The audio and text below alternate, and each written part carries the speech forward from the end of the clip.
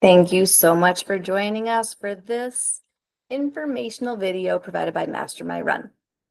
So Master My Run is an online program created by myself and my partner, Jason. We are both clinicians who've worked with runners for over 2 decades and seen so many runners who maybe under-realize just how powerful strength training, recovery, nutrition, and fueling are to helping you perform at your best as well as remaining injury-free. And so we're here today to give a few tips and tricks to help you perform at your best. A little bit about me. I am a registered clinical exercise physiologist as well as strength and conditioning specialist and cancer exercise trainer. And so I've worked a lot in both testing metabolic systems, doing VO2 max testing, helping to identify max fat burn rates and training zones, lactate profiles for runners, as well as looking at biomechanics and identifying improvements that can be made in biomechanics to reduce risk for injury. And very commonly we found that we can improve a lot of those things through running drills, warm-ups, and strength training. I work at NYU Langone full-time doing some of this testing as well as running this program with my partner, Jason.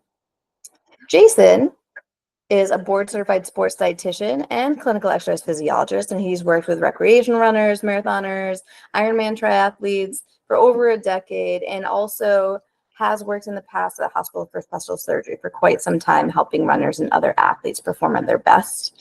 And we have really identified that there's so much overlap in both the strength and conditioning and the nutrition, and that's why we've kind of partnered up to provide all of the information that we're going to provide to you today.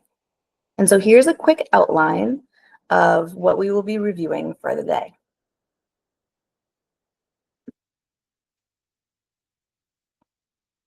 All right, nutrition. So, has anyone ever experienced any of these things, possibly during training or a race or anything in August? Oh yes, frequently in the summer. Yeah. Nice. So these are all symptoms of dehydration. And so an interesting thing about it, we'll go to the next slide, is that hydration is actually one of the biggest variables or factors quickly impacting speed, strength, endurance, focus. Even mild dehydration, which is like 1 to 2% of your body weight, depending upon people's sweat rates, that could be within 30 to 60 minutes, or even sooner if you're starting your run dehydrated, can reduce performance by 10 to 15%. You may have already experienced this in the past, where you just didn't drink anything and you went for a run and it was hot and you're like, wow, I feel like crap. Or if you get to a water fountain and you drink some water, you're like, wow, I feel amazing. I just had some sips of water. So really staying on top of your hydration, especially for longer distance runs or runs in heat or humidity, is super important to be able to maintain your pace, maintain your function, and also to maintain your form. There's good research that shows, when dehydration occurs or like low fuel settings, your form is going to start to break down. Your running economy efficiency is going to break down, which can then also lead you to greater risk of injury as well. All right, next slide. All right, this is my handy dandy quick check slide. How good is your pee for hydration? And so it's really simple, but the simplest thing we tell people is like, are you hydrated? Are you going to the bathroom periodically throughout the day? And if you are, is your urine straw yellow or lighter, kind of like fair and better? If it is darker, then you want to consider what you were doing in the hours prior. Maybe you just were busy at work or doing something and you just didn't drink for 3 or 4 hours. Maybe it's first thing in the morning. Maybe it's after a really long run and you just did not drink enough on your run. Moved ahead. So moving on to that. So this is what we're looking for from a hydration standpoint. How much do you need? And this portion is focusing on like around actual training or around racing. These numbers are going to end up becoming individual, but I'll walk you through each of these. So beforehand, the recommendation is typically 1 to 1.5 ounces per 10 pounds of body weight. So roughly if you're a 150-pound individual, anywhere from 15 to 22 ounces in the 2 to 3 hours prior. So you're going to have 1 ounce of that. So let's say 15 ounces of that, or like a water bottle, 2 to 3 hours prior, enough to kind of get it through your body. And then potentially an additional half ounce 30 to 90 minutes prior to top off, especially if you are starting dehydrated. So again, you want to make sure you're starting well hydrated. Some people do really well to have something again in that 15 minutes right before.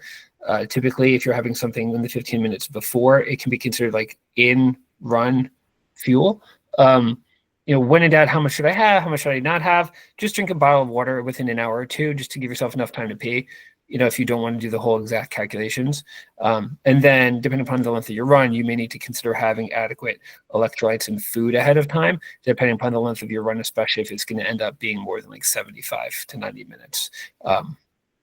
And then for during, we'll get to that in a second. There's a handy dandy link that I made a video talking about how to actually measure your sweat rate. So there's actually ways to calculate based off of your starting and ending body weight, and how much fluid you drink to determine actually how many ounces of water you need to drink per hour to maintain adequate hydration.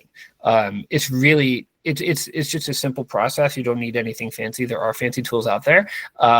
They're fun, but it's just yourself and a scale and knowing how much you're drinking and outputting. But I typically recommend when you're doing it not to do the outputting because then you have to measure it. And you would do it in different environments. So then afterwards, what you want to consider is how much weight you lost. Roughly, we're talking about 1 pint is 1 pound. So typically when you lose a pound of body weight during a run, that's roughly equal to 16 ounces of water. So it's easy to kind of do a quick estimation of how much you need to drink back.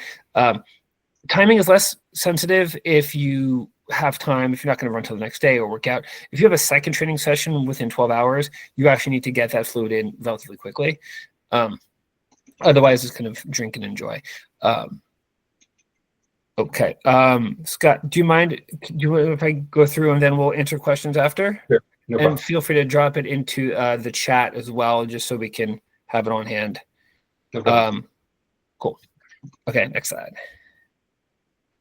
All right, so I did want to include these concepts of like, where does that line go from when do I have just water during a long run or race to when do I need more than just water?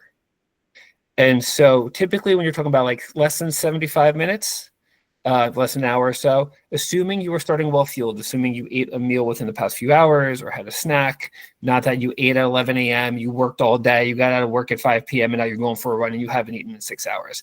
That's not well fueled. So in the beginning, it might just be 3 to 6 gulps every 15 to 20 minutes. I say gulps because roughly 1 gulp is about 1 ounce of fluid.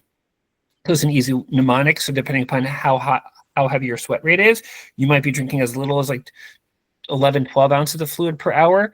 Heavy sweaters that we've worked with could need technically up to a whole liter, 32 ounces, 33 ounces of fluid, the heavy sweaters, which is very, very hard to drink that much of.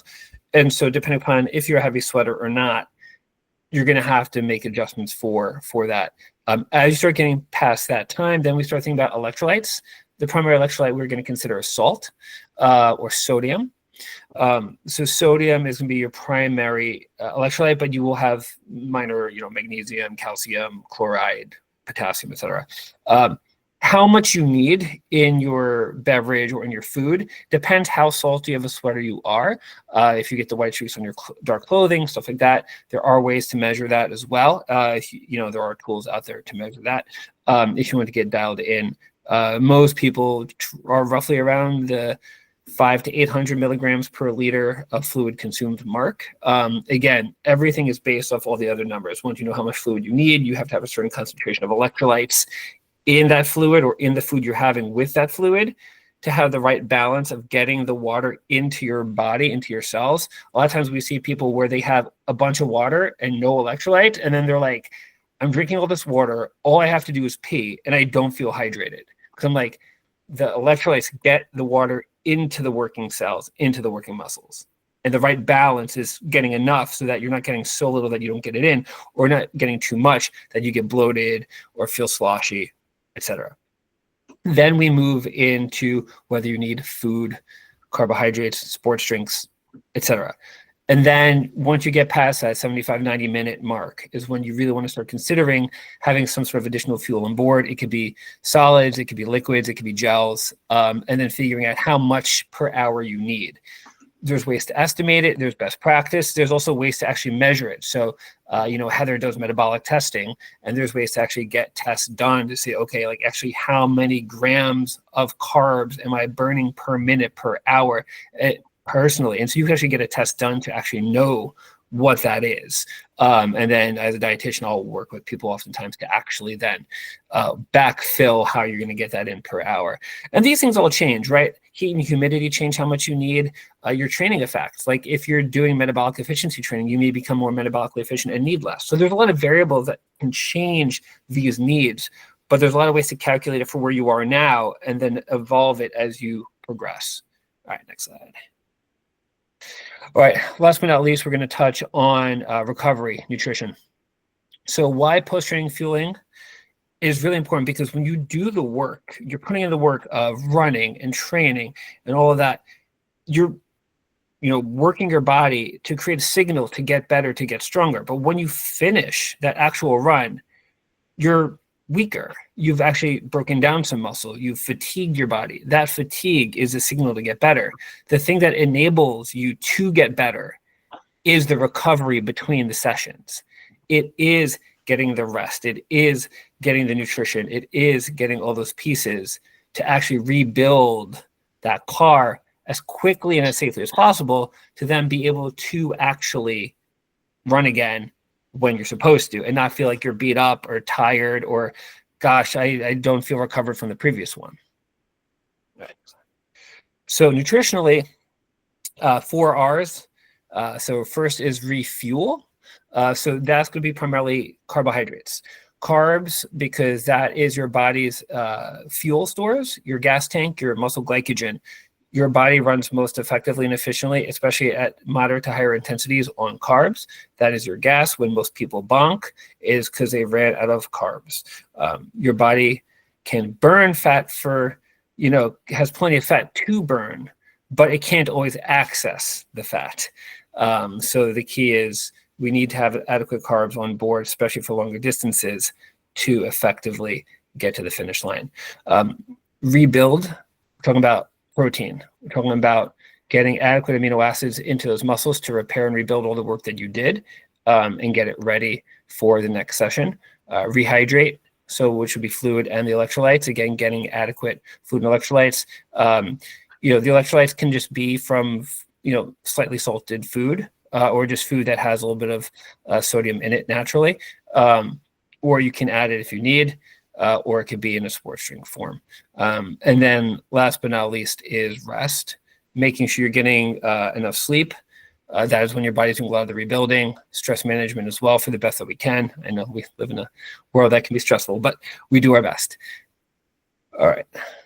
And then here's kind of like a little bit of details. I don't want to get too heavy into the math right now, but these are the kinds of things that we help people break down. Like when we do the workshop, it's like, okay, like I know I need these things. How much of these things do I need? When do I have them? How do I personalize it to my schedule? So after like a higher intensity session or like a super long session, afterwards, what do I have? So typically within roughly 2 hours or even sooner, if you have to train again within 8 hours. So pretty much if you have to train again within 8 hours, like 2-a-days or kind of like higher level training, we work with like the like elite athletes who are doing 2-a-days and stuff, pretty much as soon as you can. Sometimes have stuff just available for them as soon as they finish.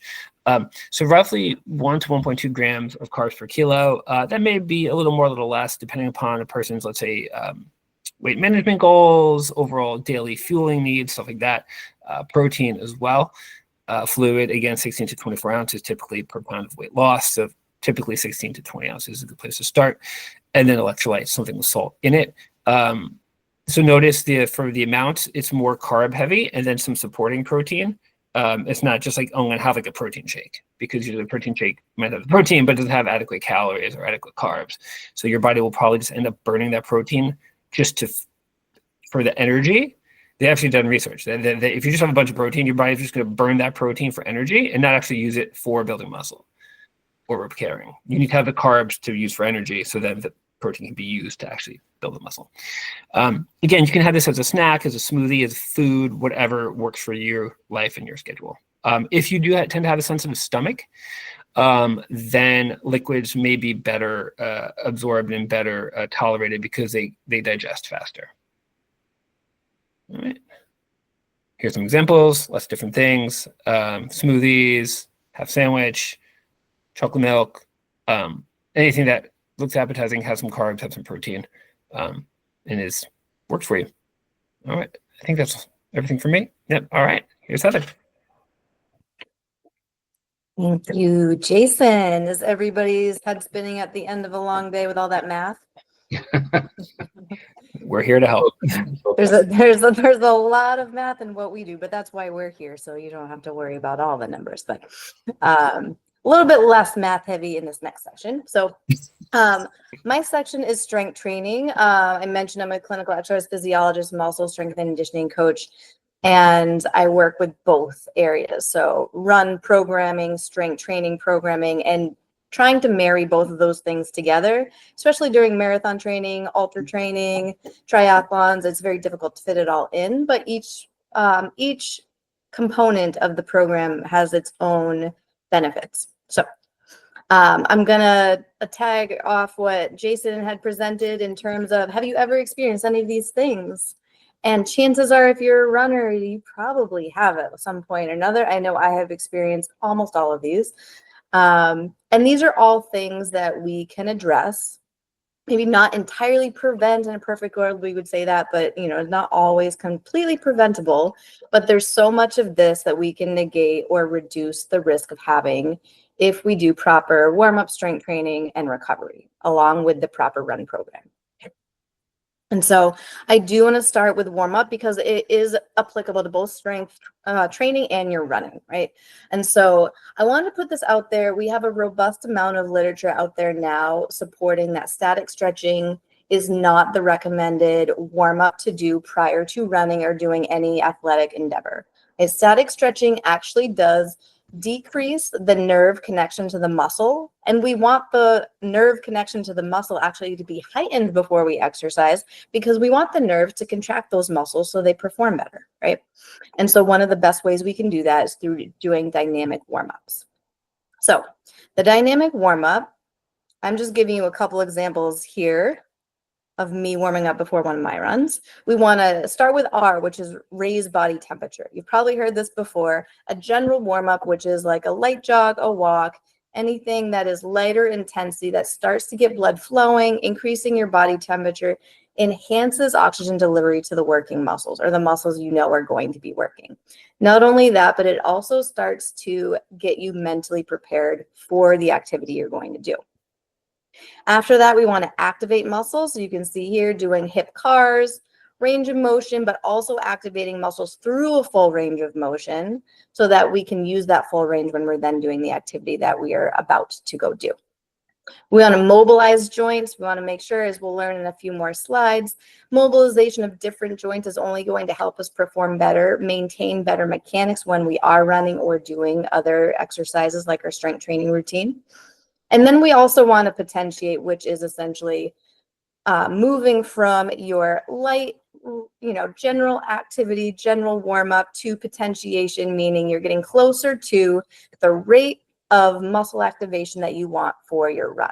Okay, so if we go in this stepwise fashion, doing the ramp protocol, when you start to run, it actually decreases your rating of perceived exertion. It decreases the heart rate response for the same pace of running. So essentially, it's enabling you to run faster paces easier, right? In terms of strength training, it helps to prevent injury. It actually helps to prevent injury for running too. But it also then helps you do the exercises correctly through a full range of motion to get the most benefit out of those exercises. And so how do we know what the right warm-up and strength training program is for you? It is very individualized. I know if you run with a group, which most of us do, for at least some of your runs, generally we're doing about the same thing. And it may be butt kicks and high knees and hamstring stretches. But there are some things that you may be able to do individualized for you to prevent the injuries that you may have experienced in the past, or the muscle tightness you've experienced in the past, or maybe even lend towards you starting out in a faster pace group. So we want to think about your running mechanics, what your range of motion is, and what those past injuries or current little niggles may be. So first step is to look at your mechanics. I gave you just a snapshot here, and this is again is something in the workshop we'll break down even more. There's more than 20 variables that I look at when I'm looking at a runner's gait, but that helps me in pairing that with assessments of their stability, mobility, and strength to identify what their program should look like. And so first one here is the amount of hip extension that you do have. Right? Hip extension may be limited from tightness of hip flexors, and that's something that most people may have heard before, but also maybe underactive glutes and overactive hamstrings, maybe decreased ankle motion or great toe mobility. So a lot of little things that we may be able to find that could greatly improve mechanics. Otherwise, in the middle picture, you see a lateral lean. So oftentimes we may see a runner who has a combination of things that may be a lateral trunk lean and maybe one hip is dropping lower than the other. So the hip or of the leg that's in the air starts to drop lower than the one that's standing. And a lot of times it also lends towards the arms kind of winging out a little bit more. I encourage you to look at any of your race photos to see like what your form is at the end of a race. That could give you a good little picture into what that form may look like, especially in a more fatigued state. And then the last one here is mechanics that will actually slow you down. So this gentleman will be landing on his heel with an outstretched leg, which means the muscles are not absorbing force a lot. The heel is actually kind of stopping you like a brake, and then your joints are actually accepting a lot of those forces, as are the shins and the knee. And so things that we want to look at in terms of what might be included in the warm-up first to improve mechanics, then also in the strength program to address any muscle weaknesses or decreased activation of those muscles that we want to try to prevent to improve the running form. And so some quick things on range of motion here. I mentioned the toe mobility. Runners should actually be able to flex their toe up to 90 degrees. The average person, about 65 degrees, but for runners, you want even more toe extension of that great toe for push-off. Okay. Very easy to do. We can do it virtually with a goniometer, like you can see here. You can do it in clinic, or you can test out and get a good eyeball of what that range of motion looks like for you. And really, the intervention is essentially very similar to what the test is, which is flexing the toe back. You could do yoga exercises for that as well, or just starting off with some toe mobilization prior to a run. And then the second one here is looking at your hip flexor range of motion, or tightness. And so if you lie at the end of a table, so your hips are very close to the end of the table with one leg relaxed past the end of the table, hugging the other leg in. If that leg, the extended leg, can't actually bend as much as this gentleman's here, if you see that your leg is still kind of outstretched, it means your quads are pretty tight. And if your knee can't fall lower than the level of the table, it means the hip flexors are pretty tight too. All things that we can address in warm up and also through stretching at the end of strength training. And then the last one here is the amount of dorsiflexion you have. So how much ankle mobility you have. Very often I see runners who have limited ankle mobility and then end up turning their toe out when they're running, which puts a lot more stress on their Achilles and the peroneal muscle and tendon, which then can lend towards some tendinitis. And so we want to make sure if your foot is planted, heel is down on the floor, and you push your knee past your second toe, you could actually get your knee 4 inches past the toe. Right, so in that like green area, you would see like if you put a ruler down, you'd want to see that your knee can pass that far. And again, what is the intervention for that? Ankle mobility and calf stretches. Okay, and now we get into the injuries and the niggles. I know this was a point of interest in the group. And so just looking at some injuries that maybe you've experienced in the past and what may be contributing to it. Again, these things are not always cause effect, but we do see very strong correlations between runners who present with weak or underactive gluteus medius muscles and IT band syndrome, anterior knee pain, and shin splints. The gluteus medius is the muscle on the outside of our hip. So not the larger glute max muscle, but the one that more laterally than that. And that's what helps keep our pelvis stable and even when we're running, decreases the amount of lean that we have, decreases the foot crossover. If you run and you notice that your ankles kind of rub, or you've rubbed off like the little ankle area of your sneaker from the other foot landing, that can be from a weak glute medius or even some deeper core muscle weakness. Next step, if we have injuries like hamstring strains, calf strains, Achilles tendonitis, or low back pain, very often it's due to underactive or weak glutes. Those two things usually come hand in hand. And so if the glute max is not firing to get that push off when you run, typically the hamstring likes to take over. It's the second muscle down. It does connect over the hip joint as well. And that a lot of times can then contribute to you also having any hips, hamstring strains, or a lot of tightness in your hamstrings. The next muscle down is your gastroc, or your larger calf muscle. And so that oftentimes will kind of try to take over, either to help with the push off or even to bend the knee as you come through the flight phase, because the hamstring is doing the work of the hip extension. And similarly, the calf, then the gastroc runs into the Achilles tendon, and then there you go. That could cause some Achilles tendonitis as well. And then on the flip side of that, your low back is the next set of muscles up, the muscles in your lower back, on the other side of your glutes. And so a lot of times runners, if they're thinking about keeping their chest up, kind of pushing your hips forward, then that often will lend towards more hip extension rather than, back extension rather than hip extension. And then, last but not least, reduced ankle mobility or poor pronation control. So pronation is the controlled collapse of your foot as you land.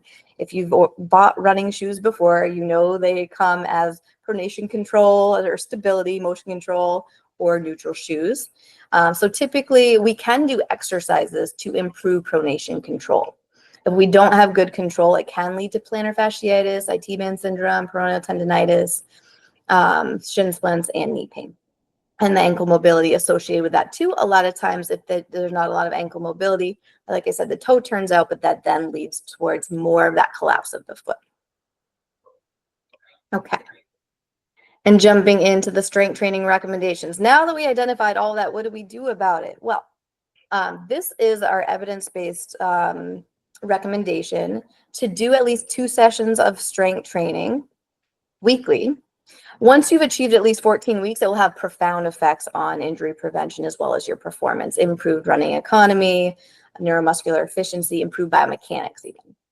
So the trick is very often runners tend to do higher repetitions with lower load, in parts because either it's a feeling of doing something similar to the running, like muscular endurance, or because they don't want to push their muscles too hard because they have to use them to run. And yes, it's really hard to balance doing especially lower body resistance training as well as all the running. But we actually have better benefits when including higher intensity lifts with lower repetitions. Why is that? It actually works the nerve connection to the muscle differently, and different metabolism and different parts of the muscle. So that's why it lends towards greater running economy and efficiency, because all of those patterns of movement are learned and different sections of the muscle are activated. And it also gives a break to all of the endurance fibers that you were using repetitively for your run. Right. We do want to mix that with a bit lower intensity, and I'll describe 1RM in a second. The lower intensity is essentially if we need to do some core work, side planks with some leg abduction, planks with hip extension. Maybe we need to add in some pelvic floor exercises. Those are going to be muscles that are a little bit more fatigue resistant, and we want to do higher repetitions of them to train them to be able to continue to support us while we are running. Right? And so doing both of those together are important. The 1 repetition maximum is essentially how much weight you can lift one time with good form through the full range of motion, like through a full depth squat. So you can see a photo here. And so that usually, if we're using like a 1 through 10 scale of difficulty, is an 8 out of 10. So if any of you were doing strength training, kind of think back to the last strength training session you did, and like, were you working at a point where the last repetition you felt like, okay, 8 out of 10, I could probably only do 1 more repetition before I fail at this. That's where you want to be to get the benefits. This also, especially as runners age, and all of us actually, it doesn't matter if we're in our 20s or 30s, 40s, and so on, but especially as our hormone concentrations change with age, we want to make sure we are doing resistance training to maintain lean mass. Runners who only run are going to, if you lose weight, you would lose weight at the similar rate of fat mass and lean mass, right? So we want to maintain the lean mass we have for metabolism. That's only going to help us continue to perform better, reduce injury risk, help our bones and tendons stay healthy as well, maintain our bone mass. And of course, nutrition plays into this too. And that's why Jason and I work so well together, because everything overlaps and we need to address all of those things together. But okay. Moving on, I did mention it is hard to balance these things when you're also running. So I like to meet people when they're in their off season, whatever the off season is now. There's races like year round, but in order to get the consistency of the strength training, to build the strength, and then when you're in the middle of the training cycle, building your volume of running, we can actually reduce the frequency a little bit just to maintain the strength that you've had, so it supports you during the higher volume runs. You typically work with people through working on your range of motion, your muscle activation, using stability exercises, maybe not as high intensity or high load as that 80% 1RM in the beginning, as preparation to then be able to do it correctly with good form afterwards. And then progressive overload is incredibly important.